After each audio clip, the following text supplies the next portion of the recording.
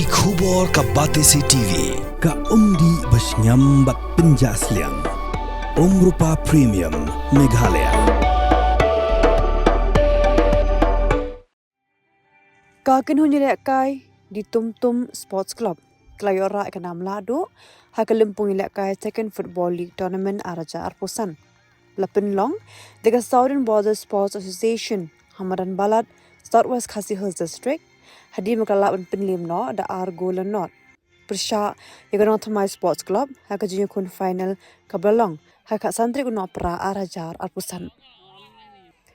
Kajing temu jangka Southern Border Sports Association ban pelong yagan limpung ilakai, kelong ban kintiu kasap kapong jangkinang ilakai football na pokathanya ranikor.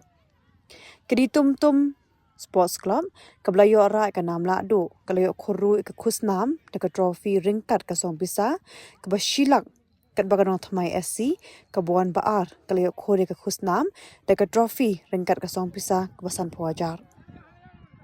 Hagan iga sengi penha perda yagan iga limpung ilakai lasa kilang do MLA Karanikor constituency uba Pius Marwen ubalong kumukongsan ubderu hak juga por President jangka Southern Border Sports Association bat kiwe.